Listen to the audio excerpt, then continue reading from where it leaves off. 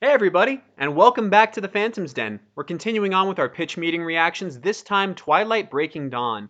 Now to be completely honest, I've never actually seen any of the Twilight movies, but I'm well aware of the cultural impact it has left, and I'm a big fan of Robert Pattinson. I followed his acting career, I really enjoy him. I'm excited that he's going to be playing the new Batman later on, sometime next year I believe. But yeah, honestly, I'm just looking forward to seeing what they have to say about this and to tear it apart, because I know that this series gets made fun of a lot. So let's just go ahead and take a watch.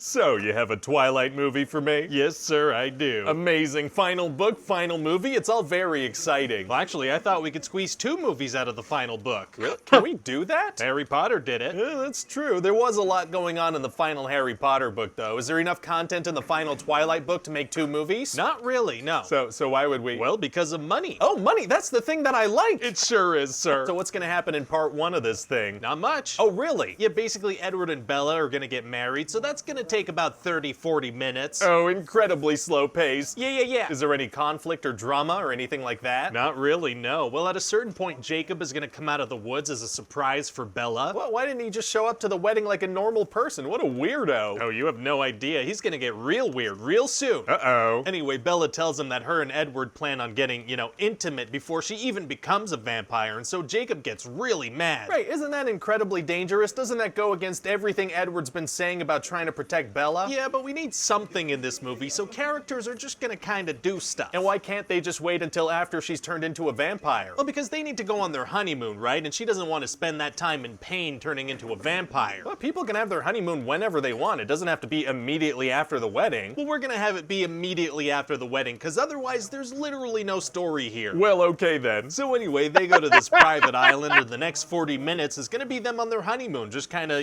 being on a honeymoon. They play a lot of chess. Oh, really stretching it thin here. Oh, so thin, sir, the thinnest. Wow. Anyway, so then Bella's gonna end up getting pregnant. What, isn't Edward dead? He is, yeah. Aren't all his bodily fluids venom? They are venomous, yeah, for sure. It feels like that doesn't make sense. Well, we're gonna pretend like it makes sense, because otherwise there's literally no story here. All right, do what you gotta do, man. So anyway, then this baby inside Bella starts growing super fast, and it's killing her. I mean, she's wasting away. There's nothing but a skeleton left. Oh, very spooky. She has a skeleton inside of her. Well, yeah, I mean, everybody does. Oh, can you imagine? Very spooky. Anyway, so it really seems like this baby's gonna kill Bella before it's even born, but then they give her some blood in a sippy straw, and she's like, yum, yum, yum. What? Oh, also the werewolves are mad now, because they think this baby's gonna be a threat to them, so they want to kill it. Why would they think that? Well, because new vampires have a hard time controlling their thirst. Okay, they're aware that Bella's also gonna be turned into a vampire, right? They are, yeah, but that's different. How? Well, she's the main character. Oh, right, okay. Anyway, so eventually Edward has to give Bella a C-section using his teeth for some reason, and he injects her with his venom, but it really looks like she's dead. Oh, bummer. And Jacob is so mad he decides to kill the baby, but as soon as he makes eye contact with it, he's like, oh. What? Yeah, he immediately imprints on a newborn. He's like, oh, are we gonna kiss right now?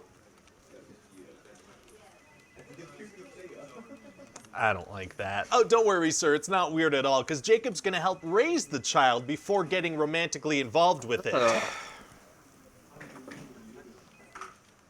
I mean, you know that that's somehow worse, right? You know that. Okay, sir, but you have to remember. What? Money. Oh, yeah, money. Okay, yeah, no, yeah, I'm back into this. Okay. Okay, good. So the Wolfman will raise the baby and then sleep with it, and our teenage audience will pay to come watch that. Okay, keep going. Well, okay, so then Bella's gonna turn into a vampire, and then we cut to credits. Very exciting. And then as a mid-credit scene, we're gonna have the Volturi vampires be like, oh, we're gonna be in the next movie, watch out. We literally keep ending movies that way. We do, but this time it's true. Oh, well, great. So what happens in part 2? Well, Bella's a vampire now, and she's gonna run around the woods with Edward looking to hunt. How do you think we'll be able to improve those terrible running effects we've been doing? No need, sir. People will have already paid for their tickets, and it's the last movie. That's a good point. Why bother? Let's save some money. But then Bella's gonna smell a human, and she's gonna have to fight her newborn vampire instincts to try and not kill this guy. Oh, is that gonna be hard for her to do? Actually, it's gonna be super easy. Barely an inconvenience. Oh, really? Yeah, she's able to repress those urges immediately. Didn't we say it takes most vampires vampires decades to do that? We did, yeah, but she's the main character, so she's special. That makes sense. So then she's gonna meet her baby for the first time, which I figure we could do entirely in CGI. Yeah, sounds like that might haunt people's dreams a little bit. You know, there's definitely a risk of that, but I still think we should go ahead and just make this thing on a computer, see what happens. Works for me. So anyway, then the Volturi are gonna get word that this baby exists, and they're gonna think that it's something called an immortal child. What's an immortal child? It's like a vampire baby that's really powerful. We're gonna be pretty vague about it, but they want it dead for sure. Is it an immortal child? It's not, no. So then the Cullens go around the world and gather up a bunch of vampire friends, and all these people have different superpowers. Oh, they do? They do, yeah. There's one with the power of electricity, there's one with elemental control powers. This is just gonna straight up be an X-Men movie now, because there's not really anywhere else for the story to go. Oh, suddenly becoming X-Men is tight. So all these vampires come and train with the Cullens, and then it turns out that Bella has the power to shield people. That's why Edward was never able to read her mind. But Alice was able to see her future, and Jasper was able to affect her mood. Please don't think about any of this too much. Oh, okay, my bad. So then there's gonna be this big showdown in the snow between the Volturi and the good vampires and some werewolves. And how does that go? Well, the main Volturi guy, he cuts Carlisle's head off. Oh, he does? Yeah, and this big giant fight breaks out. Jasper gets decapitated. A bunch of Volturi lose their heads too. One of the X-Men creates this big hole in the earth. A bunch of them fall into lava. Did this movie just get good? And then Edward and Bella, they take down the main Volturi guy and they cut his head off too, and Bella goes to set it on fire. I think this movie just got good. And then it turns out it was all just a vision that Alice was showing the main Volturi guy, so you know, none